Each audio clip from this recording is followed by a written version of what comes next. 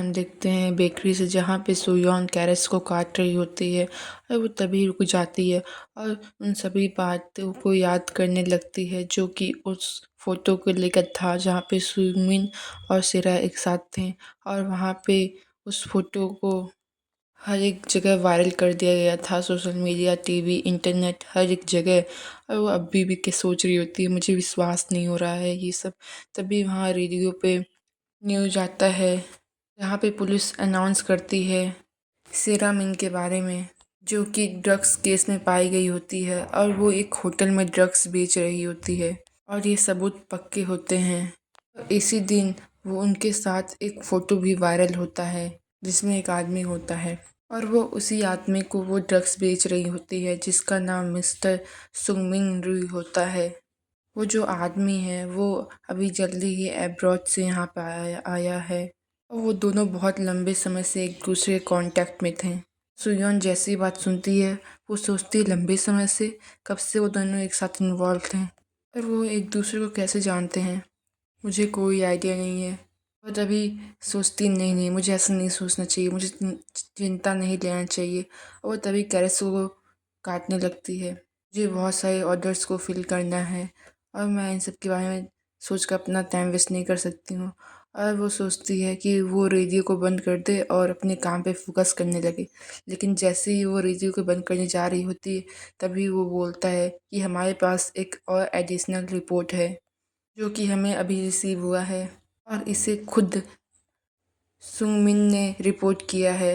Mister सुंगमिन ने admit किया है कि उन्होंने एक औरत को ड्रग्स देकर उनके साथ कुछ फ़ोटोज़ खिंचवाए थे जो कि एक सेक्सुअल क्राइम है और उस इंसिडेंट को पूरे 5 साल हो गए हैं।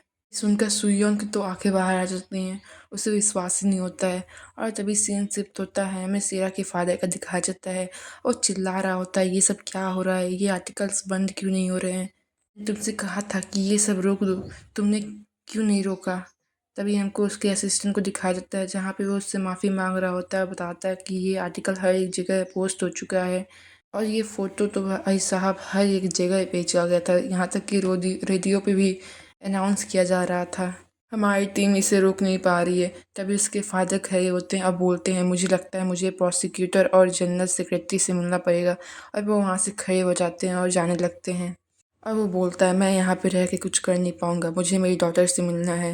और वो तभी अपनी डॉटर के पास जाने लगता है और वहाँ से जैसे ही दरवाज़ा खुलता है तो सामने गुनवा होता है। वो तभी अपने असिस्टेंट से बोलता है अभी के अभी कार लेके आओ। और वो वहाँ गुनवा को देखकर शॉक हो जाता है और उससे बोलता है तुम यहाँ पे क्या कर रहे हो। और गुनवा बहुत अच्छे से रिस्पेक्ट शो करता है और बोलता है मुझे आपसे कुछ बात करनी है। तभी उसका फादर वहाँ से जाने लगता है और बोलता है जैसे कि तुम ये सिचुएशन देख सकते हो, अभी मेरे पास टाइम नहीं है बात करने का। वहाँ से जाने लगता है। तभी गुनवा कहता है क्या आप मिस ली को जानते हो। ये सुनकर उसका फादर शॉक हो जाता है और दूसरी सीन में हमें उसके ऑफिस का दिखाया जाता है जहाँ पे वो दोनों बैठे होते हैं और सिरा का फादर बोलता है तुम्हारा मतलब क्या था। तभी वो गुनवा उसको डिटेल में बताने लगता है कि मिस ली यहाँ पे पहले एक एम्प्लॉय थी, वो एक बहुत अच्छी वर्कर थी, वो रिज़ाइन कर दी यहाँ से और बहुत जल्द ही वो चीफ सेक्रेटरी बन गई इस कंपनी की। और उन्होंने एक बच्चे को भी जन्म दिया और उस बच्चे की कोई रिकॉर्ड नहीं है, ना ही उनकी मैरिज की कोई रिकॉर्ड है। तभी सिया का फादर बोलता है तुम्हें लगता है मेरे पास बहुत सारा टाइम है क्या कि मैं अपने एम्प्लॉयज़ की प्राइवेट लाइफ के बारे में बैठ के बात करूँ। तब भी गुनाह बोलता रहता है और आपने एक बिल्डिंग खरीदी और उसके नाम कर दिया। और ये सुनकर सिरा के फादर एकदम शॉक हो जाते हैं। तभी वो वहाँ पे कुछ निकालने लगता है, बोलता है अगर आप नहीं जान पा रहे हैं तो मैं आपको दिखाता हूँ या फिर डायरेक्ट मैं ये फ़ोटोज़ रिपोर्टर्स को दे दूँ। और वहाँ पे वो फ़ोटो निकालता है जहाँ पे सिरा के फादर मिसेस ली के साथ होते हैं। और तभी गुनाह बोलता है कि रिपोर्टर्स बहुत तेज़ हैं इन सब में, वो बहुत जल्दी फाइंड कर लेंगे इस औरत के पेट में जो बच्चा है वो किसका है।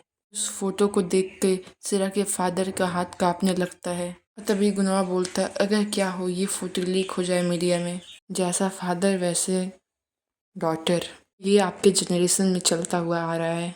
आपको तो पता होगा कि इन सब के चक्कर में हमारे कंज्यूमर्स वो सभी हमसे दूर हो जाएंगे। लोग ने तो स्टार्ट भी कर दिया है कि सेरा ग्रुप को सेरामिन ग्रुप को बाइकआउट करना। जैसा कि मैं इस कंपनी का सीईओ हूँ, सो मैं इतना बड़ा लॉस नहीं देख सकता। अगर ये फ़ोटो वायरल हुआ तो बिलियंस में लॉस होगा।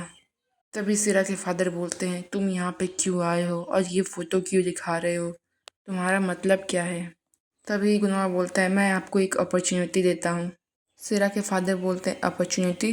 वो बोलता है, मुझे पता है कि आप यहाँ से सीधे प्रोसिक्यूटर के पास जा रहे थे और इस केस को डिनाई करवाने की कोशिश करेंगे और आप इसे इनफॉर्मली इन्वेस्टिगेशन नहीं होने देंगे और आप इस केस पे प्रॉपर इन्वेस्टिगेशन तो होने ही नहीं देंगे।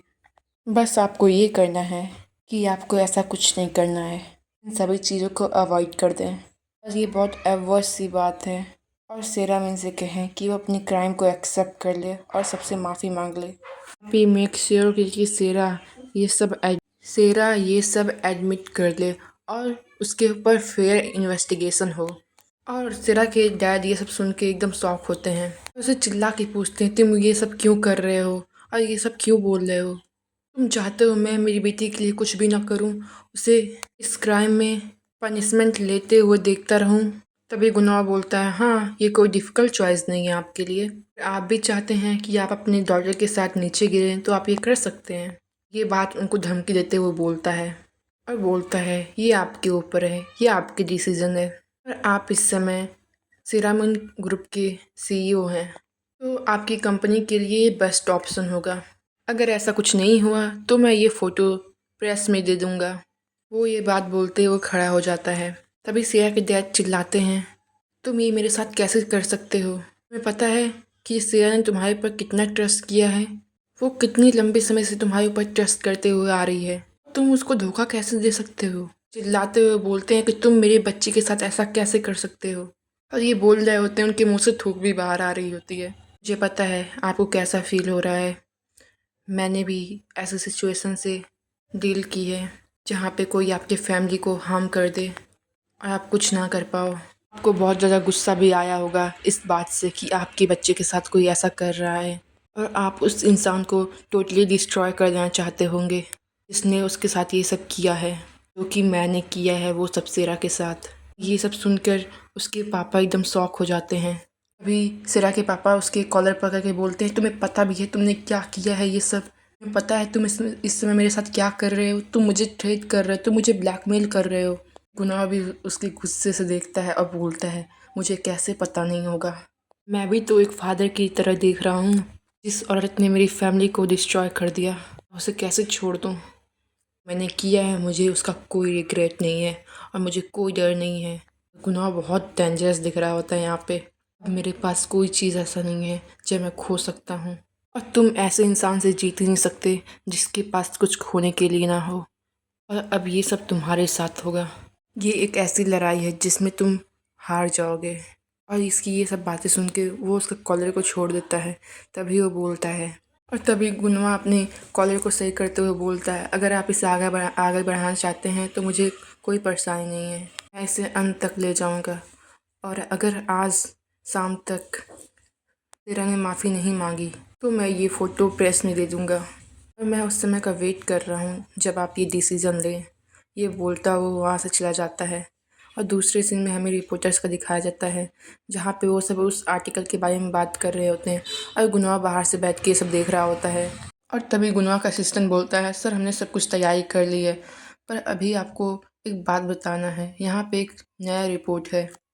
और गुनवा शॉक हो जाता है और उसकी बातें सुनने लगता है और तभी वो टैबलेट पे देखता है और वो मन में सोचता है, ये तो इस प्लान का पार्ट था ही नहीं, ऐसा कभी नहीं मैंने सोचा था कि ये रिवील कर देगा। और सीन शिफ्ट होता है, हमें बेकरी का दिखाया जाता है जहाँ पे सुयोन वो सारी न्यूज़ सुनकर एकदम काँप रही होती है, उससे तो विश्वास ही नहीं होता है, वो ऐसे ही खड़ी रहती है और वो मन में सोचती है कैसे वो सब मेरे साथ कैसे ये कर सकते थे। और तभी सुनबे के पास फ़ोन करने लगती है और पूरी तरीके से काँप रही होती है पर वो कॉल नहीं उठाता है। तभी वो भाग के अपनी कार के पास जाती है और अपने कार का दरवाज़ा खोलती है। तभी वहाँ पे गुनवा आ जाता है, उसका हाथ पकड़ लेता है, बोलता तुम कहाँ जा रही हो। तभी वो दोनों एक दूसरे को देखने लगते हैं और गुनवा के पसीने छूट रहे होते हैं। तभी वो बोलती है यहाँ से चले जाओ और वो अपनी कार का दरवाज़ा को खोलने लगती है। तभी गुनवा बोलता है, तुम इस कंडीशन में ड्राइव नहीं कर सकती हो।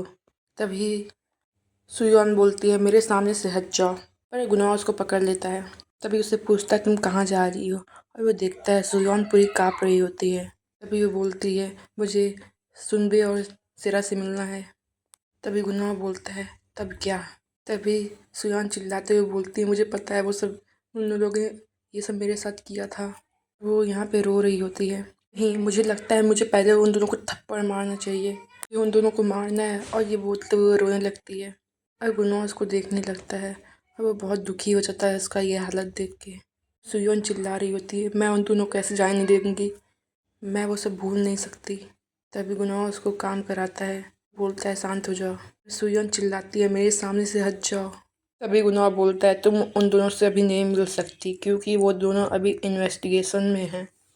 तभी सुयोन बोलती है क्या तुम्हें ये सब पता है। तभी गुनाह बोलता है मैंने ये सब रिसेंटली फाइंड किया है। सुयोन उसकी बातें सुनने लगती है। मैंने ये सब प्लानिंग किया था कि सेरा ये सब एडमिट कर ले, मुझे कोई आइडिया नहीं था कि सुनबे ये सब एडमिट करेगा कि वो तुम्हारे साथ ये सब किया था। अभी शौक हो गया था, मुझे भी ये न्यूज़ जल्दी ही पता चली है। प्लान लगता है कि क्या क्या हुआ था। वो और सुनबे दोनों प्लान करके गए थे वहाँ पे होटल में। सेरा ने सुनबे को ड्रग्स दिया था और इसको बिल्कुल आइडिया नहीं था कि सेरा ड्रग्स भी लेती है।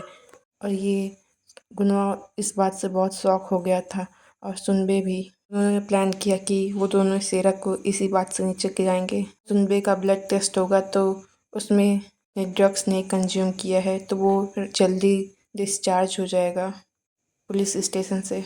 बिल्कुल नहीं पता था कि वो पास्ट को उठाएगा और पास्ट के बारे में बात करेगा। बोलते हुए गुनाह अपनी आंखें बंद कर लेता है। तभी वो बोलता है पर तुम चिंता ना करो सुयोन, ये श्योर होकर बोल रहा हूँ सब कुछ ठीक कर दूंगा। कंधों पे हाथ रख देता है और सुयोन पूरी काँप रही होती है। तभी सुयोन बोलती है अगर ये बात पब्लिक में नहीं आती तो क्या तुम मुझे कभी नहीं बताते।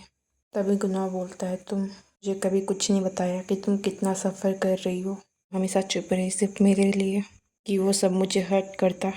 तभी सुयोन चिल्ला के बोलती है मैं हर एक दिन गिल्टी फील करती थी उस इंसिडेंट के होने के बाद। यहाँ पे वो सुनबे के साथ जब वो सब हुआ था तो वो बहुत गिल्टी फील कर रही थी कि उसने गुनाह को धोखा दिया है, उसको ऐसा लग रहा था। बताती है मैंने हमेशा खुद से कहा था उसके बाद से मैं कभी ड्रिंक नहीं करूँगी, ना ही कभी ड्रंक होंगी। उसके बाद से मैं बहुत केयरफुल हो गई थी, मैं खुद से नफ़रत करने लगी थी।